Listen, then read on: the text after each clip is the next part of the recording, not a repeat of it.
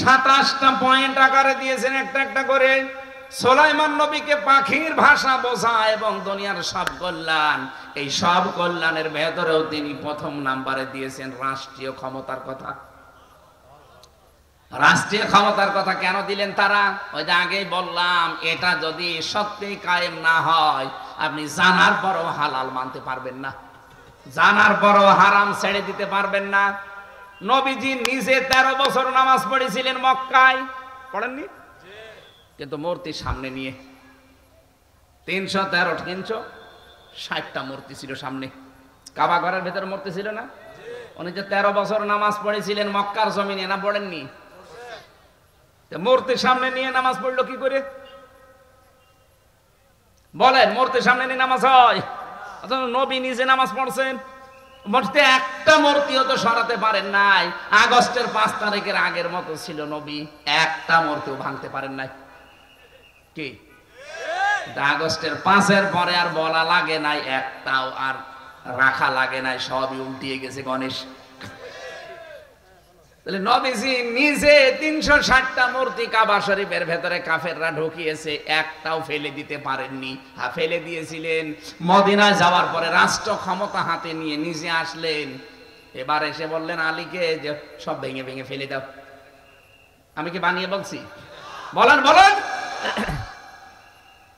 সবগুলো যখন ফেলে দিলেন তখন তিনি কোরআনের আয়াত পড়ে শোনালেন, আকুল জাল হক ওয়া যাহাকাল বাতিল ইন্নাল বাতিলা কানা যাহুকা।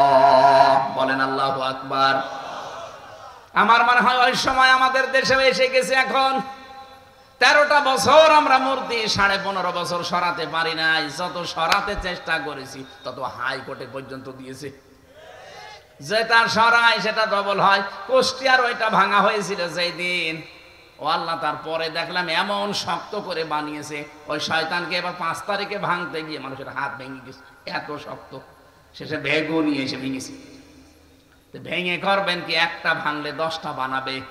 অথচ এখন একটা না, মাথার ওপরে সেইটাও এখন খুলে ফেলে দিচ্ছে জনগণ।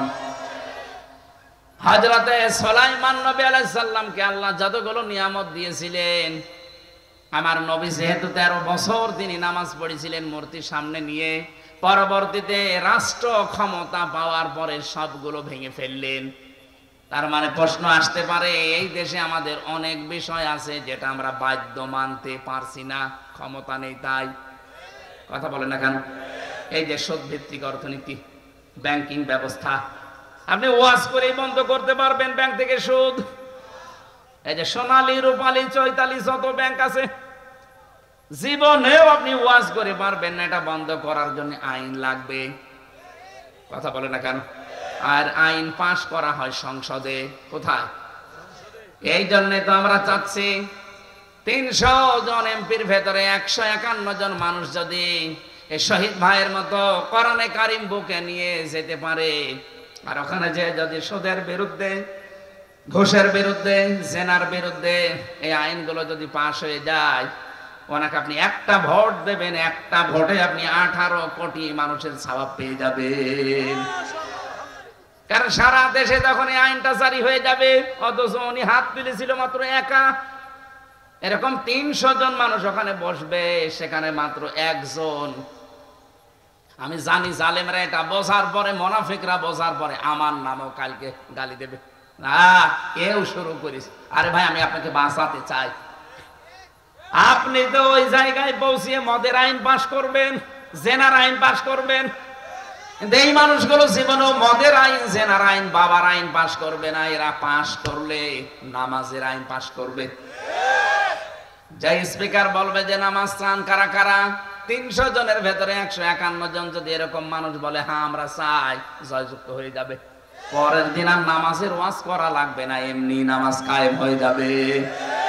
জাকাতের কথা যদি বলে হ্যাঁ জয়যুক্ত হয়ে যায়, তাহলে জাকাত ভিত্তিক অর্থনীতি দেশ থেকে কায়েম হলে সুদের যত মায়ের সাথে জেনা করার গুনাহ আছে সব ছাঁটিয়ে বিদায় করা হবে।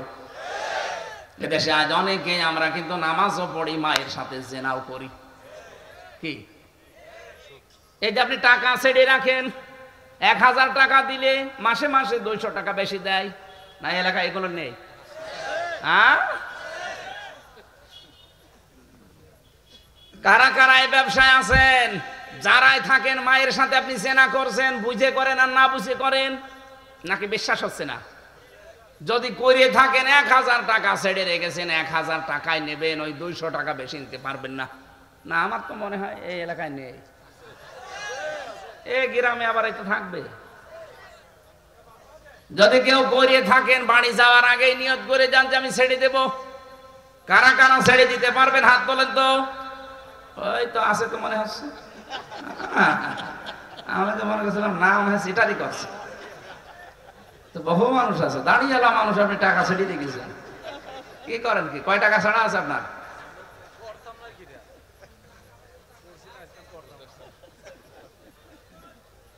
ছেড়ে দেবেন ভাই, না খেয়ে মরে যান দরকার হয়। কিন্তু সুদের এই টাকা নিয়ে মায়ের সাথে জেনার গোনা নিয়ে আপনি আমল নামা কিয়ামতে উঠবেন, মানুষ তো লেখা দেখবে যে ও মায়ের সাথে জেনা করিস। বলেন নাউজুবিল্লাহ।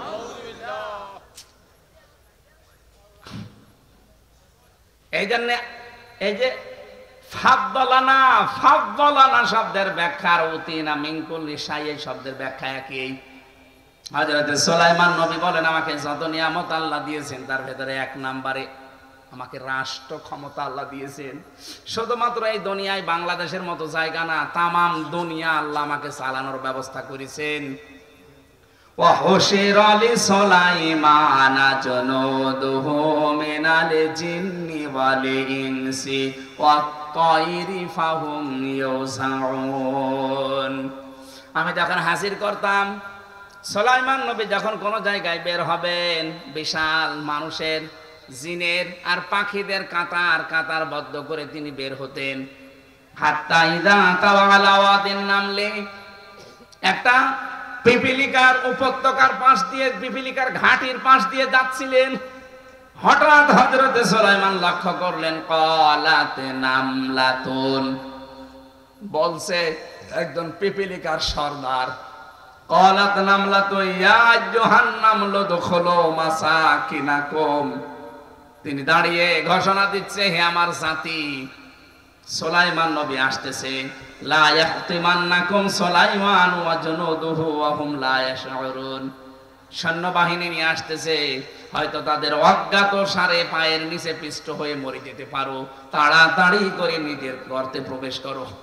প্রশ্ন আসতে পারে, একটা পিপিলিকা, এই যে পিপিলিকার নামে আল্লাহ সূরা দিয়েছেন এই কারণেই, সে তার জাতিকে সতর্ক করেছে যে বিপদ আসতেছে সামনে, তাড়াতাড়ি লুকিয়ে পড়ো। আল্লাহ এত কথা, এই কথাটা এত ভালোবেসে, এত ভালো লেগেছিল আল্লাহর কাছে, রব্বুল আলামিন তার নামে পুরো একটা সূরা 63টা আয়াত বিশিষ্ট নাজিল করে দিলেন। সুতরাং কেউ যদি নেতা হতে চায়, সামনে নেতৃত্ব দিতে চায়, তার জীবনের প্রথম টার্গেট হওয়া লাগবে আমি জাতিকে বাঁচাতে চাই। কিন্তু আমরা এমন নেতা পাচ্ছি তারা জাতিকে বাঁচানো দূরের কথা, আরো জাতিকে ধ্বংস করার লাইনে আছে। আপনি দেখেন 15.5 বছরে যারা নেতৃত্ব দিয়েছে, শিক্ষা ব্যবস্থা ধ্বংস করে ফেলেছে, অর্থনীতি ধ্বংস করে ফেলেছে। এই কথা বলছে না কেন? আপনি দেখেন কোন বিভাগে যাবেন, বিচার ব্যবস্থা ধ্বংস করে ফেলেছে, আইন আদালত ধ্বংস করে ফেলেছে, প্রশাসন ধ্বংস করে ফেলেছে। অথচ জাতির যারা নেতৃত্ব দেবে তাদের প্রধান কাজ হবে জাতিকে বাঁচানো। জাতি যেন অন্তত ডাল খর না হয়, বাবা খর না হয়, লাল পানি খর না হয়, বাঁচাতে হবে জাতিকে, জীবনটাই দিয়ে দিতে হবে দরকার হয়। লাল পিপিলিকা বড় যেটা, ওইটা দাঁড়িয়ে মাজা নিজের ঠ্যাঙ্গের উপরে, পায়ের উপরে ভর দিয়ে দাঁড়িয়ে ঘোষণা দিচ্ছে, ইয়া আইয়ুহান নামলু দুখুলু মাসাকিনাকুম, তাড়াতাড়ি ঘরে ঢোকো। আজ বাংলার জাতি, এই বাংলাদেশে যারা নেতৃত্ব দিচ্ছে, এই নেতাগুলো যদি আমাদের জাতিকে এইভাবে জান প্রাণ দিয়ে আগলিয়ে রাখতো না, বাবার কাছে যেতে দেব না।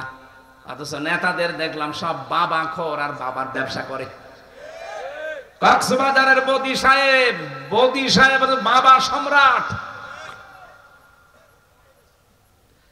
দরবেশের মতো মানুষ কত রকমের উল্টা পাল্টা ব্যবসা করেছে, 36,000 কোটি টাকা মারিং কাটিং করেছে। আপনাদের পাশে আল্লাহর ওলি এখন সব স্বীকার করছে, জাতিকে ধ্বংস করে দিয়েছেন। সবচাইতে বেশি ধ্বংস হয়েছে শিক্ষা ব্যবস্থাটা। কি করেছেন আপনি বলেন তো? একটা জাতিকে মুশরিক বানাতে যা যা করা লাগে আপনি সব করে ফেলেছিলেন। আল্লাহ আমাদেরকে হাতে ধরে বাঁচিয়েছে। এখন যারা সামনে আসতেছেন, আমরা চাই এই জাতিকে যদি বাঁচাতে চান শিক্ষা ব্যবস্থায় আল্লাহর কোরআনটা দেন, তাতে জাতিকে বাঁচানো যাবে না। ধর্ম উপদেষ্টা যিনি ডক্টর আফামা খালেদ সাহেব হাফিজাহুল্লাহ, উনি চেষ্টা চালাচ্ছে 1 থেকে মাস্টার্স পর্যন্ত অন্তত মুসলমান যেহেতু এদেশে 96%, 1 থেকে মাস্টার্স পর্যন্ত 100 মার্কের কোরআন আমরা কম্পালসারি চাই। এক কথা বলেন না কেন? আরে ভাই, এটা না দিতে পারলে আপনার সামনের যে সন্তান, আপনি প্রজন্মকে ঠিক রাখতে পারবেন না। আকাশ সংস্কৃতির নামে ভারতের পিনআপ করা পত্রিকাগুলো দিয়ে যেভাবে গ্রাস করা আরম্ভ করেছে, আপনি টিকে থাকতে পারবেন না। আমি এই নিজের চোখে দেখেছি, আমি সত্যি কথা বলছি। বিশ্ববিদ্যালয়ে মাস্টার্সে ক্লাস চলছে আর শিক্ষক জুতা দিয়ে, ছাত্র জুতা দিয়ে স্যারকে পিটাচ্ছে যে শালা তোরে মেরেই ফেলবো, অথচ মাস্টার্সে পড়ে। 16 সালের ঘটনা, 15 সালের ঘটনা।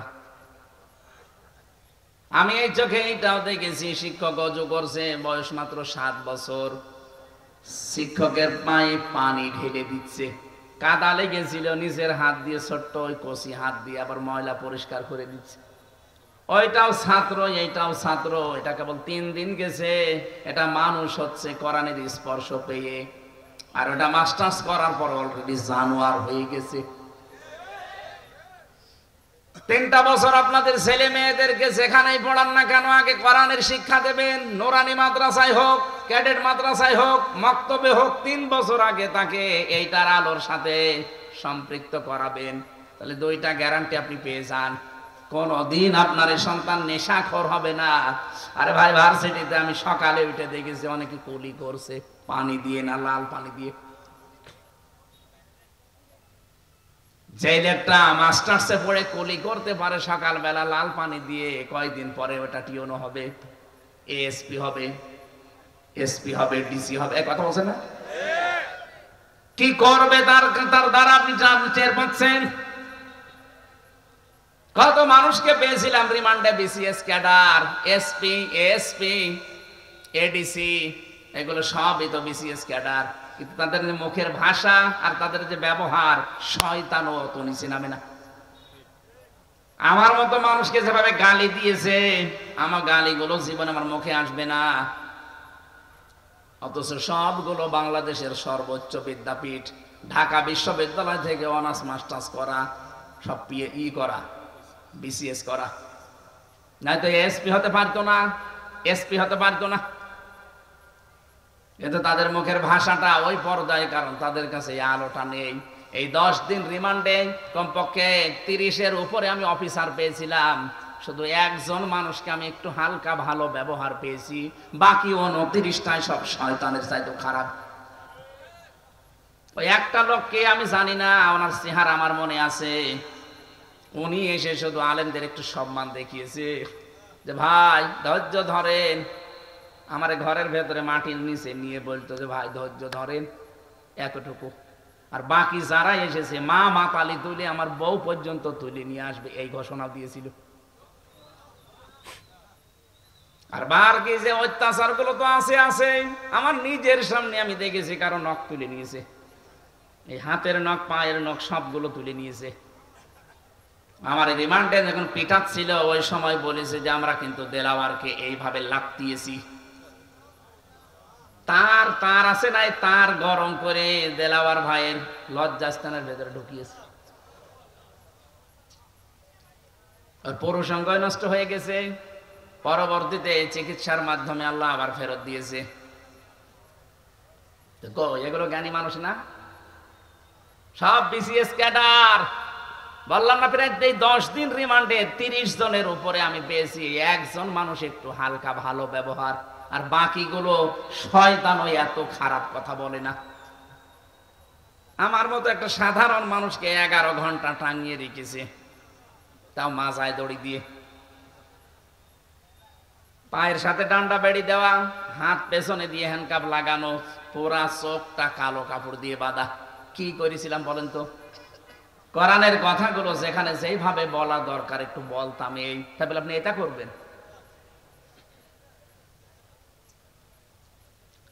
আল্লাহ পাকে একেবারে একটাকেও ছাড়ে নাই, প্রত্যেকটা এখন পালিয়ে পালিয়ে বেড়ায়। কিছুদিন আগে আমি বগুড়া ছিলাম, বগুড়া এই আগস্টের 5 তারিখের আগে বগুড়া একটা মাহফিল ছিল আমার। যে ওসি আমাকে রাস্তায় তাড়িয়েছিল, মানে ধানের খেতে প্রায় 2 কিলোমিটার তাড়িয়েছে শুধু ধরার জন্য, কিচ্ছু না, এমনি ধরে নিয়ে টাকা খাবে, ধরতে পারেনি। আমার পা আমার ছিলে গিয়েছিল, পরবর্তীতে গাড়ি আর ড্রাইভারকে নিয়ে আটক করে রেখেছে। বলছে টাকা দেন 1 লাখের উপরে, নাই তো ছাড়বো না।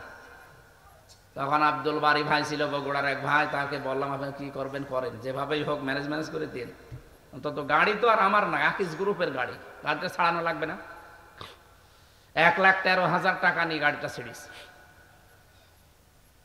এই 5 তারিখের পরে তো পাল্টিয়ে গেছে। তার বিভাগীয় মামলা হওয়ার পরে ওর ওএসডি করে এখন পাঠিয়েছে নাকি শুনলাম সেই কক্সবাজারে, বগুড়া থেকে একবারে কক্সবাজার। সেদিন রংপুরে মাহফিল করে এই মাসখানিক আগে আমি ওই সিরাজগঞ্জ গোল চত্বরে বসে এক জায়গায় চা খাচ্ছি। ও কোথা থেকে সংবাদ পেয়েছে জানি না, ওর এক বন্ধুকে আর এক ওসি তারে নিয়ে এসেছে, এসে বলছে হুজুর আসসালামু আলাইকুম, আমারে মাফ করে দেন। কে আপনি? বলছে আমি সেই ওসি আজাদ। আরে ভাই আপনারে খুঁজছি, এদিকে আসেন। আপনাকে তো খুঁজছিলাম। বলছে আমি ভুল করে ফেলেছি। ভুল কি? বলছে আমারে মাফ করে দেন। মাফ তো করবো, আমার টাকা ফেরত দেন। মাফ তো করে দেবো, আগে টাকা ফেরত দেবেন, এরপরে মাফ করবো না, এমনি এভাবে মাফ হবে না। টাকা নেই না, টাকা না হলে হবে না। বিনা কারণে আমার যে কষ্ট দিলেন, তাড়িয়েছেন, আমার পা কেটে গেছে, সব মাফ করে দিলাম। আমি কিছুই করি না, আপনি নিজেও জানতেন যে ওরা আমার দাওয়াত দিয়েছে, এসেছি, আমি কথা বলছিলাম, আর আপনি কোন জায়গা থেকে কি করি, শেষে আমি দৌড় দিলাম। আপনাকে তো আমি ওই দিন দেখতে পারিনি অন্ধকারে, কিন্তু আজকে যে সরাসরি আপনি একেবারে চলে এসেছেন, আল্লাহর ওলি, টাকা দেওয়া লাগবে, 7 দিন সময় দেন, আমি দিয়ে দেবো। দিয়েছে, 1 লাখ ফেরত দিয়েছে। পুলিশ যে টাকা ফেরত দেয়, আমার মনে হয় বাংলাদেশের ইতিহাসে এই প্রথম।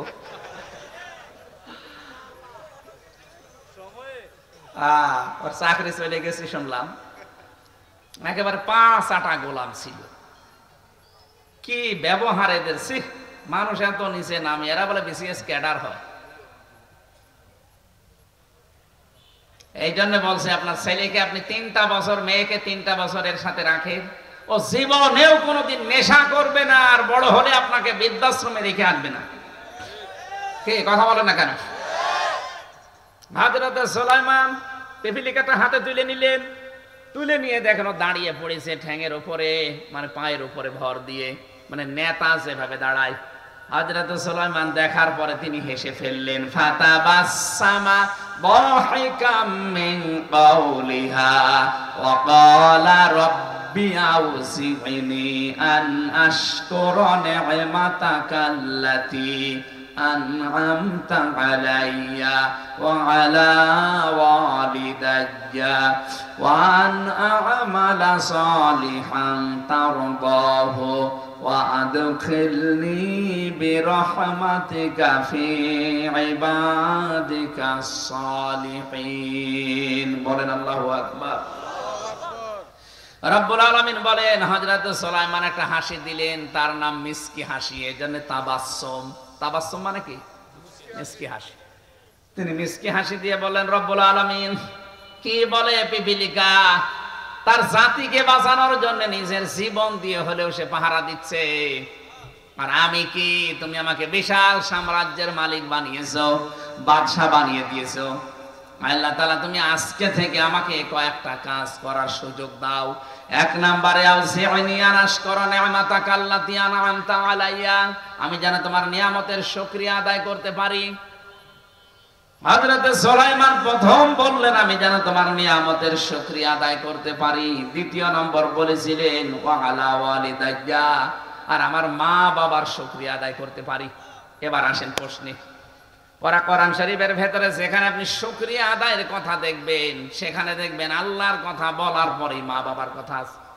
আনিশকুরলি ওয়ালি ওয়ালিদাইকা, আল্লাহর শুকরিয়া আদায় করো, মা বাবার শুকরিয়া আদায় করো। কারণ কি, এই পৃথিবীতে আল্লাহর পরে সবচাইতে বেশি আপনার জন্য শ্রম দিয়েছে আপনার মা আর বাবা। একটা মানুষকে এই দুনিয়ায় আনতে মায়ের কষ্ট সহ্য করা লাগে 57 ইউনিট। এদেশে যত পুরুষ মানুষ আমরা আছি, সর্বোচ্চ কষ্ট সহ্য করতে পারবো 45 ইউনিট, এর বেশি পারবো না। কিন্তু আমার মা আমাকে দুনিয়ারে মুখ দেখাতে গিয়ে 57 ইউনিট কষ্ট সহ্য করেছে। কিন্তু আফসোস, কত সন্তান আমরা এখানে আছি শুধু স্ত্রীর কারণে, শ্বশুর শাশুড়ির কারণে হাজারো পরিবারে মা বাবার সাথে খারাপ ব্যবহার করা হয়, এমনকি তাদেরকে আলাদা করে দেওয়া হয়, খোঁজ খবর নেওয়া হয় না, বৃদ্ধাশ্রম রেখে আসে। নাকি দেশে নেই? আমি সহ যারা সন্তান আছে দুনিয়া একদিকে হয়ে যায়, যাক, দরকার হয় শ্বশুর শাশুড়ি, মা শ্বশুর শাশুড়ি নিজে হাসি দিয়ে এটা বলেছিলেন, মাবুদ আমি তোমার শুকরিয়া আদায় করার পাশাপাশি যেন আমার মা বাবার সাথেও শুকরিয়া আদায় করতে পারি, সেই তৌফিক তুমি আমাকে দান করো। মেয়েরা, আমি আবার বলছি, সম্মানিত মা বোনেরা, বিশেষ করে পুত্রবধূ যারা আছেন, শুধু নামাজ পড়ে, শুধু রোজা রেখে, শুধু কালো বোরকা পরে জীবনও জান্নাত যেতে পারবেন না, যতক্ষণ পর্যন্ত স্বামীর মনকে আপনি সন্তুষ্ট করতে না পারবেন। আর স্বামী সন্তুষ্ট অতক্ষণ হবে না যতক্ষণ আপনি স্বামীর মা বাবাকে নিজের মা বাবার মতো না ভাববেন। অনেক মহিলা আছে কিছু হলেই মা বাবার নাম তুলে স্বামীকে খোঁটা দেয়। এই কথা বলছেন, তোমার মা বাবা আমার দেখা আছে, কি বলেন আপনি? হ্যাঁ, এখানে মা বাবা যারা আছেন তাদেরও কিন্তু স্যাক্রিফাইস করা দরকার, যে একটা নতুন মানুষ এসেছে আপনার পরিবারে, তার সব কিছু ছেড়ে দিয়ে মেয়েটা এসেছে, নিজের মেয়ের মতো আচরণ করা লাগবে। নিজের মেয়ের একটু ভুল হলেও তো মাফ করে দেন। আর তার যদি 5 চুন থেকে পান খসে, তখন আপনি বাড়িতে হরুস তরুস করেন। কিসের নামাজ পড়েন আপনি? এটা তো আপনার নামাজ। মানুষের মুআমালাত মুআশারাত যদি ঠিক না হয়, কিসের নামাজ পড়বে সে? একটা কুকুরকে পানি পান করিয়ে একজন বেশ্যা মহিলাকে আল্লাহ জান্নাত দিয়েছে, আর কুকুরকে বিড়ালকে কষ্ট দেওয়ার কারণে একজন নেককার মহিলা নামে ছিল নামাজি মহিলা, তাকে জাহান্নামে দিয়েছে। একটা কুকুরের সাথে আচরণে যদি জান্নাত জাহান্নামের ফয়সালা হয়, আপনি পুত্রবধূর সাথে যে আচরণ করেন এটার দ্বারা জান্নাত জাহান্নামের ফয়সালা হবে না? এজন্য সাবধান থাকবেন এই বিষয়ে। 3 নম্বরে তিনি বলেছিলেন, ওয়ান আমালা সালিহান তারদাহু, আল্লাহ এমন এমন ভালো কাজ করার তৌফিক দাও যার উপরে তুমি রাজি আছো।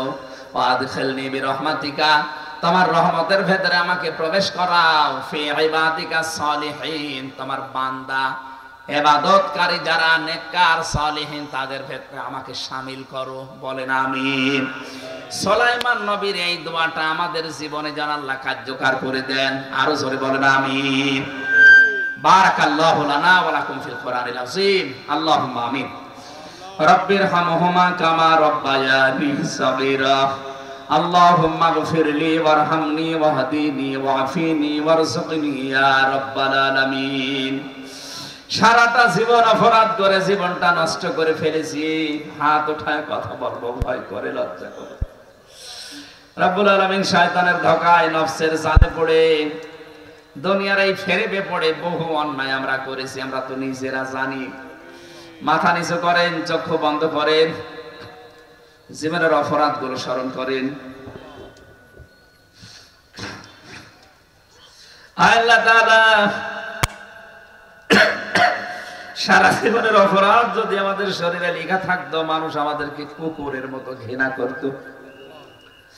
যেভাবে গোপন রেখে দিয়েছ কেউ জানে না, কিয়ামতের কঠিন ময়দানে তোমার সাত্তার নামের কারণে আমাদের গুনাহগুলো গোপন করে দিও আল্লাহ। আল্লাহ তাআলা, কত মানুষ এই জমিনে শাহাদাতের মরণ পায়, কত মানুষ এই জমিনে দিন কায়েমের জন্য জীবনটা দিয়ে চলে যায়। কিয়ামতে দেখানোর মতো আমাদের কিছু নেই যে কি নিয়ে তোমার সামনে দাঁড়াবো। একটাই বুঝি আছে, তোমার নাম গাফফার। আল্লাহ নামের ওসিলায় আমাদের সবাইকে তুমি নিজ গুণে মাফ করে দিও। সুলাইমান নবী আলাইহিস সালামের জীবন থেকে যে কথাগুলো শুনেছি আমাদের জীবনে এগুলো তুমি সেট করে দাও। এ বিশাল আয়োজনে তোমার যে যুবক বান্দাগুলো শ্রম দিয়েছে আল্লাহ যুবকদেরকে আর কোনো অন্যায় কাজে ঠেলে দিও না, এদেরকে তুমি হযরতে ওমরের মতো বানিয়ে দাও। সম্মানিত মা বোনদেরকে খাদিজার মতো আয়েশার মতো বানাও। দুনিয়ার জীবন যে ধোঁকা এটা আমাদেরকে বোঝার তৌফিক দাও। কারো পেছনে থেকে যেন আমাদের আখিরাতটা আমরা ধ্বংস করে না ফেলি। এ মাহফিলের জন্য যারা শ্রম দিলেও কষ্ট স্বীকার করলে টাকা পয়সা দিলেও আল্লাহ এদের টাকাগুলো ওসমানের সাথে মঞ্জুর করো। যত মানুষ এলাকায় কবরে আছে কবরটা তুমি জান্নাত বানিয়ে দাও। মাহফিলের প্রধান অতিথি, সভাপতি, বিশেষ অতিথি কত আলেম এখানে এসেছে, আলেমদেরকে তুমি আলেম হিসাবে মঞ্জুর করে নাও। আগামীর বাংলাদেশ আল্লাহ তুমি যাই হোক কোরআনের হাতে তুলে দাও। দেশীয় এবং আন্তর্জাতিক ষড়যন্ত্র আছে, আল্লাহুম্মা ইন্না নাজআলুকা ফি নুহুরিহিম ওয়া নাউযু বিকা মিন শুরুরিহিম, সব কিছুর মোকাবেলায় আমরা তোমাকে রাখলাম, তুমি যথেষ্ট হয়ে যাও। আকালু হাসবুনাল্লাহু ওয়া নি'মাল ওয়াকিল, নি'মাল মাওলা ওয়া নি'মান নাসীর। লা ইলাহা ইল্লা আনতা সুবহানাকা ইন্নী কুনতু মিনাজ জালিমিন। রাব্বানা হাব লানা মিন আজওয়াজিনা ওয়া যুররিয়াতিনা কুররাতা আয়ুনিন ওয়াজআলনা লিল মুত্তাকিনা ইমামা। আল্লাহ, আমরা যা বলেছি তুমি শুনতে পেয়েছো, দয়া করে তুমি কবুল করে নিয়েছো। আগামীতে অনুষ্ঠানটা কোরআনের প্রচারের জন্য আরো বিশাল আকারে তুমি কবুল করে নিও। আল্লাহ, যে যুবকগুলো এই মাহফিলের আয়োজনে আঞ্জাম দেয়, এই যুবকদেরকে যে মা পেটে নিয়েছে মায়ের পেট তুমি খাদিজাতুল কুবরার মতো বানিয়ে দাও। আলহামদুলিল্লাহি রাব্বিল আলামিন। মরণ আসলেই যেন আমরা পড়তে পারি লা ইলাহা ইল্লাল্লাহু মুহাম্মাদুর রাসূলুল্লাহ। আসসালামু আলাইকুম করে রাখবে। ইসলাম বলে না রাগাদান হাইসু শিতুমা, যেখানে ইচ্ছা নিয়ে যাবে, যা ইচ্ছা খাওয়াবে। এই জন্য মেয়েদেরকে স্ত্রীকে ঘুরতে নিয়ে যাওয়া এটা কিন্তু নবীর সুন্নাহ। হ্যাঁ, ঘুরতে নিয়ে যাবেন, জিনিসপত্র দেবেন, সাবধান ওয়ালা তাকরাবা হাদিহিস সাজারা, এই গাছের কাছে যাবেন না। এই গাছ কোন গাছ? মনে করে গন্ধম গাছ, শুধু গন্ধম না।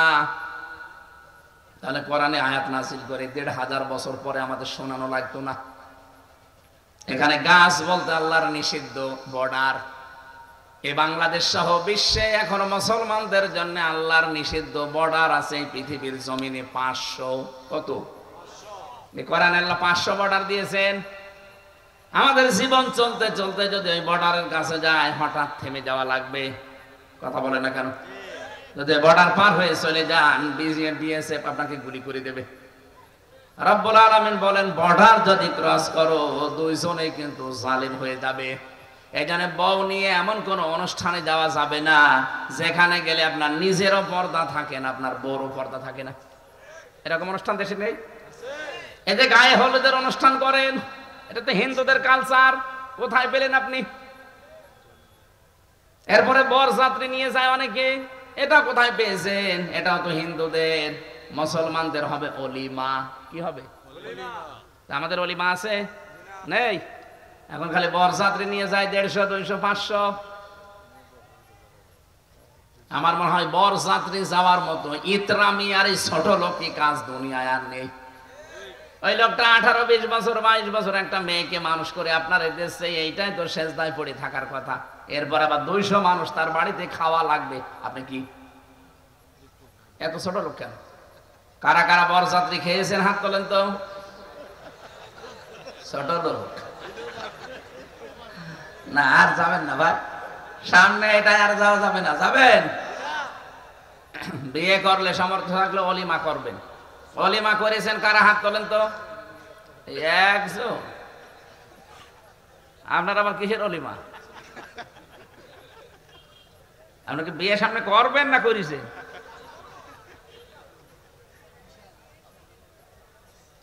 আমি হাসির খোরাকি দেয়নি, অলিমা করা নবীর সুন্নাহ আর বরযাত্রী যাওয়া হিন্দুদের কালচার। আপনি কোনটা বেছে নেবেন এখন বলেন? এখানে এমন কোন জায়গায় বউ নিয়ে হলুদ অনুষ্ঠানে বরযাত্রীতে এমন কোন জায়গায় যাবেন না যেখানে গেলে নিজের পর্দাও নষ্ট হয়ে যায়, বড় পর্দা থাকে না, তাহলে আপনি জালেম হয়ে যাবেন। মেয়েদের কত মর্যাদা দিলেন আল্লাহ, একবারে কোলা দিয়ে কত অধিকার দিলেন, আর ওরা এখন বোঝাচ্ছে যে ইসলাম আসলে তোমাদের ঘর বন্দি করে ফেলবে, বাইরে যেতে পারবা না। কয়েকদিন আগে সিনেমা জগতের একজন নাকি বলেছে যে ইসলাম যদি চলে আসে, জামাত ইসলাম, তাহলে আমি এই যে সিনেমা করেছিলাম ওই টাকা এখনো পাইনি, ওই টাকা কি করব, ওই টাকা আমি পাবো কি করে? ওরে শয়তান, কোন দিকে ওর মন? ও সিনেমা করেছে, নাটক করেছে, সে টাকা এখনো দেয়নি পরিচালক, এই জন্য বলছে ওই টাকা যদি আমি না পাই, এই জন্য আমি চাই না যে জামাত ইসলাম এই দেশের ক্ষমতায় আসুক। আপনি সিনেমা না, আপনার যা ভাল লাগে করবেন, কিন্তু ইসলামের ভেতরে থাকা লাগবে। আর পরিবেশটা আল্লাহ এরকম বানিয়ে দেবে যদি ইসলাম আসে। এখানে যারা এই মসজিদে নামাজ পড়তে যান, নামাজ পড়তে গিয়ে চার দেওয়ালের মাঝে আছেন, আপনার যদি এখন বিড়ির নেশা লাগে, খেতে পারবেন? বলেন, খেতে চাইলে বাইরে আসা লাগবে। কেন? কারণ ওই পরিবেশটাই ওইরকম। ইসলাম যদি সত্যি আসে, এরপরে 500 আইন আছে, 500, এগুলো সব যদি দেশে কায়েম হয়ে যায়, এই দেশটাই হয়ে যাবে একটা মিনি জান্নাত। আপনার মনেও চাইবে না যে একটু ডাল খাই, একটু লাল পানি খাই, একটু বিড়ি খাই, এরকম নাপাক জিনিস আপনার মনেই আসবে না, কারণ পুরাটাই হয়ে যাবে মসজিদের মতো পরিবেশ। আমরা এটা চাই না। এই জন্য উল্টা পাল্টা ধারণা না করে যারা কথা দিচ্ছে, এতদিন তো যারা দিয়েছে শুনলেন, দেখলেন একটাও মেলে না। এখন যারা দেয়, আপনি অন্তত একটু আল্লাহর কোরআনে আইনটা একটু মেনে দেখেন। ডক্টর কামালের এই সংবিধান বানানো সংবিধান দিয়ে তো কিছুই হয়নি। আল্লাহর কোরআনে আল্লাহ সংবিধান দিয়েছেন, সূরা ফুরকান 77টা আয়াত আছে, 73টা ধারা আছে এই সূরার ভেতরে। এই ধারাগুলো যদি বাংলাদেশে কায়েম হয়ে যায় না, যে বাংলাদেশে तमाम দুনিয়ার ভেতরে একটা মিনি জান্নাত হিসেবে আমরা দেখতে পাবো। আর হবে আমার আশা, কারণ কোরআনের পাখি আল্লামা সাইদি রহমতুল্লাহ আলাইহি যেই কয়টা স্বপ্নের কথা তিনি বলেছেন, একটা স্বপ্ন আল্লাহ মিথ্যা করেনি, সবগুলো দেখিয়েছে। বলেছিল জালেমরা ইঁদুরের গর্ত পাবে না, ঠিক পাইনি। এক কথা বলেন না কেন?